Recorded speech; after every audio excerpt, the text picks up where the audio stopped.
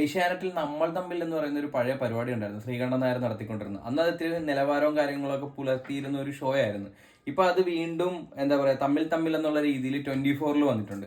ഞാനിപ്പോൾ ഈ 24 ചാനലിനെ കുറിച്ച് മനസ്സിലാക്കിയ ഒരു കാര്യം എന്ന് പറഞ്ഞാൽ, ഒരുമാതിരി ഈ ശവം കഴുകം കൊത്തിപ്പറിക്കുന്നത് പോലുള്ള പ്രവൃത്തിയാണ് കാണിക്കുന്നത്. അതിൽ എക്സാമ്പിൾ ആയിട്ട് പറയാനുള്ളതെന്ന് പറഞ്ഞാൽ, ഈ ശ്രീകണ്ഠൻ നായർ നേതൃത്വത്തിലുള്ള ഒരു ചാനലാണ് ഈ ഫ്ലവേഴ്സ് ചാനൽ.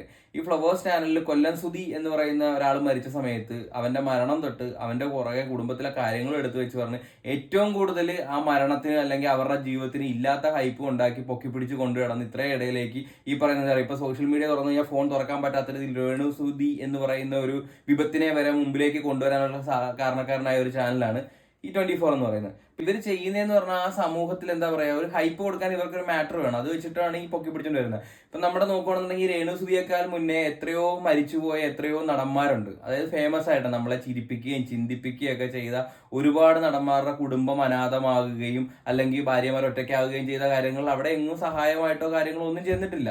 അപ്പൊ പറയുമ്പോഴത്തേക്കും കൊല്ലം സുധി ഫ്ലവേഴ്സിന്റെ ഒരു ചാനലിൽ അവതാരകനായിരുന്ന സമയത്തുള്ള മരണപ്പെട്ടതുകൊണ്ട്, അവതാരണമല്ല, അതിന്റെ ആ പരിപാടിയിൽ പങ്കെടുത്തുകൊണ്ടിരുന്ന സമയത്തുള്ള ഇതായതുകൊണ്ടാണ് ഡമാർപ്പട അങ്ങനെ എന്തൊരു പ്രോഗ്രാം ആയിരുന്നു, ഞാൻ കണ്ടിട്ടില്ല. അപ്പൊ അതിൽ പങ്കെടുത്തുകൊണ്ടിരുന്ന ആ സമയമായിട്ട് ബന്ധപ്പെട്ടാണ് ഇങ്ങനെ ഒരു സംഭവം വന്നോട് സഹായിച്ചാന്ന് പറയാം. എന്നാലും ആവശ്യമില്ലാത്ത, നിങ്ങൾക്കറിയാം, ഇപ്പൊ എല്ലാവർക്കും അറിയാം, ആ ടൈമിൽ നമുക്ക് യൂട്യൂബ് ആണെങ്കിലും ഫേസ്ബുക്ക് ആണെങ്കിലും ഇൻസ്റ്റ ആണെങ്കിലും തുറക്കാൻ പറ്റത്തില്ല. കൊല്ലസുധിയുടെ കഥയും കൊല്ലസുധിയുടെ ഭാര്യയുടെ കഥയും കൊല്ലസുധിയുടെ മകൻ കിച്ചുവിന്റെ കഥയും എന്നൊക്കെ പറഞ്ഞ് ഇങ്ങനെ നടക്കുക. സത്യം പറഞ്ഞു കഴിഞ്ഞാൽ പലരും മറന്നുപോയതാണ്. ഈ മരണം ആരെയും വിശുദ്ധരാക്കില്ല എന്ന് കേട്ടിട്ടില്ലേ? അതുപോലെ തന്നെയാണ് ഈ കൊല്ലസുധിയും ഭാര്യയും കൂടെ പണ്ട് എന്താ പറയാ, കുറെ പൈസയുടെ അഴിമതി കാണിച്ചതും ഒരുപാട് പറയുന്ന കാശ് മേടിച്ച് കാണിച്ച ഒരുപാട് കാര്യങ്ങളൊക്കെ യൂട്യൂബിൽ തപ്പിക്കഴിഞ്ഞാൽ പഴയ ഇത് കാണാൻ പറ്റും.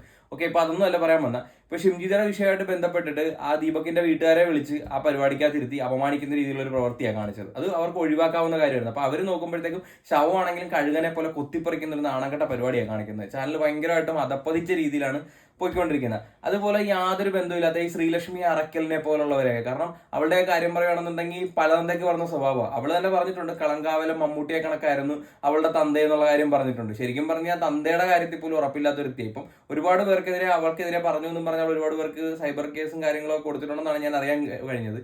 അവൾക്ക് എന്ത് നിലപാടാണുള്ളത്. കാരണം അപ്പപ്പ കാണുന്നവനെ അപ്പാന്ന് വിളിക്കുന്ന സ്വഭാവമാണ് അവൾ കാണിച്ചുകൊണ്ടിരിക്കുന്നത്. ഇപ്പൊ ഈ ഷിംജിതയുടെ കേസ് വന്നപ്പോഴത്തേക്കും അവള് പറഞ്ഞത് എല്ലാരും കൂടെ അങ്ങ് കുറ്റക്കാരനാക്കി, കോടതി അവളെ കുറ്റക്കാരനാക്കണ്ടില്ലല്ലോ, പിന്നെ എന്തിനാണ് നിങ്ങളെല്ലാരും കൂടെ അവരെ ഇതാക്കുന്നതെന്നുള്ള രീതിയിലാണ് അവള് പറയുന്നത്. ദിലീപ് എന്ന് പറയുന്ന വ്യക്തിയെ കോടതി കുറ്റവിമുക്തനാണെന്ന് കണ്ടെത്തിയിട്ട് പോലും ദിലീപിനെതിരെ ഇപ്പോഴും വിമർശനങ്ങളുമായിട്ട് കൊണ്ട് നടക്കുന്നു. അതുപോലെ തന്നെ ദിലീപിന്റെ കൂട്ടത്തിൽ മോഹൻലാൽ എന്ന് പറയുന്ന വ്യക്തി അഭിനയിച്ചതിന് വരെ മോഹൻലാലിനെ വരെ കുറ്റപ്പെടുത്തിയ വ്യക്തിയാണ് അവള്.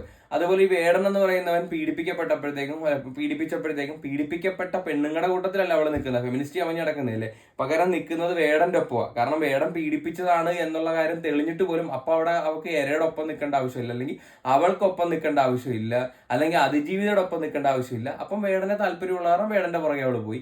ഇപ്പൊ താല്പര്യം ഷിംജിതയുടെ കേസ് വന്നപ്പോഴത്തേക്ക് അത്യാവശ്യം വൈറലാവാനായിട്ടാണെങ്കിലും എന്ത് തന്നെയാണെന്നുണ്ടെങ്കിലും അവളുടെ പുറകെ പോവുക. അപ്പൊ അപ്പുറത്ത് മരിച്ചവനെ കുറിച്ച് ഒരു ഇതില്ല. സത്യം പറഞ്ഞാൽ ഒരു മൂക്കുത്തി വിട്ട് ഒരു മൂക്ക് കണ്ണാടിയും വെച്ച് കഴിഞ്ഞ് കഴിഞ്ഞാൽ ഈ ഇവളൊക്കെ എന്തോ വലിയ സംഭവമായെന്നുള്ള ഭാവമാണ് ഇവക്കെന്നല്ല മൊത്തത്തിലുള്ള ഫെമിനിസ്റ്റുമാർക്കെല്ലാം ഉള്ള ധാരണ. സത്യം പറഞ്ഞാൽ നാടിനും വീടിനും വീട്ടുകാർക്കും ഒന്നും വേണ്ടാത്തുള്ളമാരല്ലേ ഇവളെയൊക്കെ ആരാണ് സ്വീകരിക്കുന്നത്? ആവശ്യമില്ലാത്ത എന്തൊക്കെയോ കാര്യങ്ങൾ പറഞ്ഞ് സമൂഹത്തിൽ കുത്തിത്തിരിപ്പും കാര്യങ്ങളും ഉണ്ടാക്കാൻ വരുന്നത്. സത്യം പറഞ്ഞാൽ നമ്മുടെ സോഷ്യൽ മീഡിയ വന്നപ്പോഴത്തേക്ക്, ഇപ്പൊ ദീപകിന്റെ പ്രശ്നം വന്നപ്പോഴത്തേക്ക് സോഷ്യൽ മീഡിയയിൽ ഈ സംഭവം കടന്ന് കറങ്ങിയത് കൊണ്ട് മാത്രമാണ്, അല്ലെ ഒത്തിരി പേര് ഇതിനെക്കുറിച്ച് സംസാരിച്ചുകൊണ്ട് മാത്രമാണ് എന്താ പറയാ, ഈ ഒരു സംഭവം പൊങ്ങി വന്ന് പോലീസ് ആണെങ്കിലും ഷിംജിത എന്ന് പറയുന്ന ഒരു വ്യക്തിക്കെതിരെ കേസെടുക്കാനും കാര്യങ്ങൾക്കും ഒക്കെ പോയത് സോഷ്യൽ മീഡിയയുടെ പവർ കൊണ്ട് തന്നെയാണ്. അപ്പൊ പണ്ടൊക്കെ എന്ന് പറഞ്ഞാൽ പഞ്ചായത്തിൽ അല്ലെങ്കിൽ രണ്ടുപേര് തമ്മിൽ സംസാരിച്ച് തീർക്കേണ്ട കാര്യങ്ങൾ ഇപ്പൊ സോഷ്യൽ മീഡിയയിൽ വന്ന് അങ്ങോട്ടും ഇങ്ങോട്ടും പറഞ്ഞ് റീച്ച് ഉണ്ടാക്കി ഒരു നാണം കൊട്ട രീതിയിലാണ് പോകുന്നത്. അതായത് ചെറിയ രീതിയിൽ ഒതുങ്ങി പോകേണ്ട കാര്യങ്ങൾ പോലും വലുതാക്കി പിടിക്കുന്ന ഒരു പരിപാടിയാണ് ഇപ്പോൾ പോകുന്നത്. അതിൽ ഏറ്റവും മുൻപന്തിയിൽ നിൽക്കുന്ന ഈ ഫെമിനിസ്റ്റുകളാണ്. ചെറിയൊരു വിഷയം വലുതാക്കി സോഷ്യൽ മീഡിയയിൽ കാണിക്കുന്നതിൽ ഇവർക്കുള്ളൊരു പങ്കെന്ന് പറഞ്ഞു കഴിഞ്ഞാൽ അത് ഒരുപാട് വലുതാണ്. അതിനേക്കാളും പങ്കുവഹിക്കുന്ന ഇത് കാണുന്നവരും ലൈക്ക് ആണെങ്കിലും കമന്റ് ആണെങ്കിലും പറയാൻ സബ്സ്ക്രൈബ് ചെയ്തിട്ടാണെങ്കിലും സപ്പോർട്ട് ചെയ്ത ഊളകളെയാണ് അതിൽ കൂടുതൽ പറയാനുള്ളത്. നിങ്ങളൊക്കെ തന്നെ ആലോചിച്ച് നോക്ക്, നിങ്ങളെ പോലുള്ളവരല്ലേ ഇങ്ങനെയുള്ള സത്യം പറഞ്ഞ സോഷ്യൽ വിപത്തുകളെ ഉണ്ടാക്കിക്കൊണ്ടിരിക്കുന്നത്? അതൊന്ന് ആലോചിച്ച് നോക്ക്. അതുപോലെ ഇപ്പൊ ഈ രാഹുൽ ഈശ്വർ വന്നിരുന്ന സമയത്ത് ഈ പറയുന്നതിന്റെ അകത്ത് ഇപ്പൊ രാഹുൽ ഈശ്വറിനെ ഒന്നും നേരത്തെ ഞാൻ സപ്പോർട്ട് ചെയ്യുന്ന വ്യക്തിയല്ല, പക്ഷെ രാഹുൽ ഈശ്വർ പറയുന്ന കണക്ക് ഒരു മെൻസ് കമ്മീഷന്റെ ആവശ്യകത എന്താണ് എന്ന് പോലും ഇപ്പൊ ചിന്തിച്ചു പോകേണ്ട സാഹചര്യം നമ്മുടെ ഈ പ്രസക്തമായ ഈ പ്രശ്നങ്ങളുമായിട്ട് ബന്ധപ്പെട്ട് നമുക്ക് മനസ്സിലാവുന്ന കാര്യമുള്ളൂ. ഇനി നമ്മൾ ഈ ഷിംജിതയുടെ പുറകെ പോയി ഷിംജിതയുടെ വിഷയങ്ങൾ സംസാരിക്കാതെ നാളെ ഒരു വേറെ ഷിംജിതമാരുണ്ടാവാതിരിക്കാനും വേറൊരു ദീപക് ഉണ്ടാവാതിരിക്കാനുള്ള കാര്യങ്ങളാണ് നോക്കേണ്ടത് അല്ലെ. നമുക്കിവിടെ വേണ്ടത് സൊല്യൂഷനാണ്, അല്ലാതെ ഈ പ്രശ്നങ്ങൾ പറഞ്ഞുകൊണ്ടിരുന്നിട്ട് കാര്യമില്ല. ഇതിനെന്താണെങ്കിലും ശാശ്വതമായ ഒരു പരിഹാരമാണ് വേണ്ടത്, അതുപോലെ തന്നെ സപ്പോർട്ടുമാണ് വേണ്ടത്. ഈ രണ്ട് കാര്യങ്ങളും ചെയ്യാതെ ഇനി അതിന്റെ പുറകെ പോയിരുന്നിട്ട് കാര്യമൊന്നുമില്ല. ഇപ്പൊ തന്നെ ഞാൻ നേരത്തെ ഒരു വീഡിയോയിൽ പറഞ്ഞിട്ടുണ്ട്, ഷിംജിതയുടെ കാര്യത്തിൽ രക്ഷപ്പെടും എന്നുള്ള കാര്യം ഉറപ്പാണ്. കാരണം ഉന്നതർക്ക് സപ്പോർട്ടുള്ള ഒരു സ്ത്രീയാണ്, ക്യാഷും ഉണ്ട്. അപ്പൊ അതിനനുസരിച്ചിട്ടുള്ള കാര്യങ്ങളല്ല ഈ പറയുന്ന അറസ്റ്റ് പോലും അവളുടെ അഡ്വക്കേറ്റിന്റെ ഉപദേശപ്രകാരമായിരിക്കും ആയിരിക്കുന്നത്, ജാമ്യം കിട്ടും എന്നുള്ള രീതിയിൽ. എവിടെയൊക്കെ ഇപ്പൊ പാളിപ്പോയതിന്റെ പുറത്താണ് ഇപ്പം സത്യം പറഞ്ഞ റിമാൻഡിൽ വരെ പോയത്. അപ്പൊ ഈ 24 ആണെന്നുണ്ടെങ്കിലും ഈ കാണിക്കുന്ന കാര്യങ്ങൾ സത്യം പറഞ്ഞാൽ ശരിയല്ല എന്നാണ് എനിക്ക് പറയാനുള്ളത്. ശരിക്കും പറഞ്ഞു കഴിഞ്ഞാൽ നാട്ടുകാർക്കും വീട്ടുകാർക്കും യാതൊരു ഗുണവുമില്ലാത്ത സ്വയം പ്രഖ്യാപിത ഫെമിനിസ്റ്റുകളെ വിളിച്ചുകൊണ്ട് വന്ന് ഇതുപോലുള്ള ചാനലുകളിൽ ഇരുന്ന് ഇങ്ങനെ കോമാളിത്തരം കാണിക്കാൻ പോലും ഈ ശ്രീകണ്ഠൻ നായർക്ക് ഒരു ലജ്ജ തോന്നുന്നില്ല എന്നുള്ളതാണ് എനിക്ക് ചോദിക്കാനുള്ളത്. അതുപോലെ തന്നെ മനസ്സിലാക്കേണ്ട കാര്യം, ഈ ഫെമിനിസ്റ്റുകളൊക്കെ ഇങ്ങനെ കിടന്ന് പ്രവർത്തിച്ചുകൊണ്ട് സ്ത്രീകളുടെ ഉന്നമനത്തിന് വേണ്ടി എന്താ ഉണ്ടായിട്ടുള്ളത്? ഒന്നും ഉണ്ടായിട്ടില്ല. കുറെ പുരുഷ വിദ്വേഷം പരത്താൻ മാത്രമേ ഇവരെ കൊണ്ട് പറ്റിയിട്ടുള്ളൂ. അല്ലാതെ സ്ത്രീകൾക്ക് വേണ്ടിയിട്ട് എന്തെങ്കിലും ചെയ്യാനുള്ള കാര്യങ്ങൾ, ഇവർക്ക് വേണ്ടി എന്തെങ്കിലും ഒരു ചെറിയ കാര്യം എടുത്തു പറയാനുള്ള എന്തെങ്കിലും കാര്യങ്ങൾ ഇവരെ കൊണ്ട് ഈ ഫെമിനിസം ചമഞ്ഞടക്കുന്നവരെ കൊണ്ട് ഉണ്ടായിട്ടുണ്ടോ? ഇല്ല. പകരം ഇവര് പുരുഷ വിദ്വേഷം പ്രചരിപ്പിച്ച് ഒരു പ്രത്യേക ഇതുണ്ടാക്കുക. ഇവരുടെയൊക്കെ ലൈഫിൽ എന്തോ ചെറിയ രീതിയിൽ അല്ലെങ്കിൽ വലിയ രീതിയിൽ ആ ഉണ്ടായ കാര്യങ്ങൾ എല്ലാ പുരുഷന്മാരും ഇങ്ങനെയാണ്, എല്ലാ കുടുംബത്തും ഇങ്ങനെയാണ്, എല്ലാ സ്ത്രീകൾക്കും ഇങ്ങനെയാണ് സംഭവിക്കുന്നത് എന്നുള്ള തെറ്റിദ്ധാരണയിൽ ഇവർ സമൂഹത്തിന് ഒരു എന്താ പറയുക നെഗറ്റീവ് സന്ദേശങ്ങൾ കൊടുക്കുന്നില്ല. സത്യം പറഞ്ഞാൽ ഇവരെയൊക്കെ മാറ്റി നിർത്തുകയാണ് വേണ്ടത്. ഇങ്ങനെയുള്ളവരെ ഈ ചാനലുകൾ ചർച്ചയ്ക്കും അല്ലെങ്കിൽ ഇങ്ങനെയുള്ള ഡിബേറ്റിനും ഒക്കെ കൊണ്ടുവന്നിരുത്തി സത്യം പറഞ്ഞാൽ എന്തൊക്കെയോ വലുതാക്കി വിടുന്നത് ഇവർ തന്നെയാണ്. ഇവരുടെയൊക്കെ റേറ്റിംഗിന് വേണ്ടി ഇവരൊക്കെ കാണിക്കുന്നത് എന്താ പറയുക ഇതേപോലുള്ള വിപത്തുകളെ സത്യം പറഞ്ഞ സമൂഹത്തിലേക്ക് ഇറക്കി വിടുകയാണ് ചെയ്യുന്നത്. ഇതിനോടൊക്കെ യോജിക്കുന്നുണ്ടോ? അതുപോലെ തന്നെ ഇപ്പൊ രാഹുൽ ഈശ്വർ സംസാരിച്ച് അണ്ണാക്കിലടിച്ചിരുത്തുന്ന ഒരു വീഡിയോ ഉണ്ട്. ഞാനിപ്പോ ഇത് കൊടുക്കാം, പലരും കണ്ടു കാണാൻ ചാൻസ് ഉണ്ട്, എന്നാലും ഒന്നുകൂടെ കാണുക. ഈ സംഭവം ഞാൻ എന്റെ കൂട്ടത്തിൽ കൊടുക്കാം, ഒന്ന് കണ്ടു നോക്കാം. എന്തായാലും രാഹുലിനെ അബ്യൂസ് ചെയ്ത് പരിചയമുണ്ടോ? അബ്യൂസ് ചെയ്ത് പരിചയമുണ്ടോ? ഞാൻ ആർക്കെങ്കിലും ഇല്ല. അവരുടെ മൈൻഡ് സെറ്റ് അറിയോ? അതുകൊണ്ട് നമുക്കറിയാം. അതെങ്ങനെ അറിയാം? ഞങ്ങൾ ബസ്സിൽ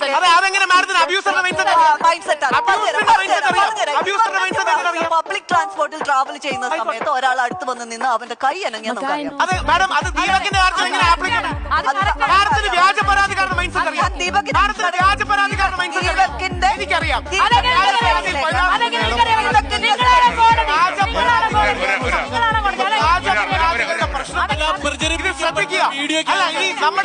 സാധാരണക്കാർ ശ്രദ്ധിച്ചാൽ എത്ര പേരാണ് വ്യാജ പരാതി. നമ്മളെ കേരളം കണ്ട ഏറ്റവും വലിയ മുഖ്യമന്ത്രിയായ ശ്രീ ഉമ്മൻചാണ്ടി വ്യാജ പരാതിയിൽ കുടുങ്ങിയ ആളാണ്. നിവിൻ പോളി എന്ന വ്യക്തി കൊച്ചി നിൽക്കുമ്പോ ദുബായ് വെച്ച് റേപ്പ് ചെയ്തു എന്ന് പറഞ്ഞു. ആ പെൺകുട്ടിയോട് പോലീസ് ചോദിച്ചോ പെൺകുട്ടി എന്ത് പറഞ്ഞറിയോ? ഉറക്കപ്പിച്ചിൽ ഡേറ്റ് മാറിപ്പോയതാണ്. ആ പെൺകുട്ടി പറഞ്ഞാണ് ഉറക്കപ്പിച്ചിൽ ഡേറ്റ് മാറിപ്പോയതാണ്. 11 പേർക്കെതിരെ കള്ളപ്പരാതി നിന്നിട്ടാണ് സാറ് പറഞ്ഞ ബാലേന്ദ്ര മേനോൻ സാർ കോടതിയിൽ പോയി. കുഞ്ഞികൃഷ്ണൻ പറഞ്ഞു ആണിനും അഭിമാനം ഉണ്ടെന്ന്. 11 പേർക്കെതിരെ വേറൊരു പെൺകുട്ടി 14 പേർക്കെതിരെ ഫേസ്ബുക്കിൽ പരാതി ഇടുകയാണ്. ഉടനെ മീഡിയക്കാരിൽ ഓടിച്ചെല്ലുന്നു. ആക്ച്വലി നമുക്ക് വിധിക്കാൻ പറ്റില്ല. ഇപ്പൊ എന്താ സംഭവിച്ചത്? വിധിച്ചു എല്ലാരും കൂടെ. അത് തെറ്റാണ്. ഒരു കാര്യമില്ല.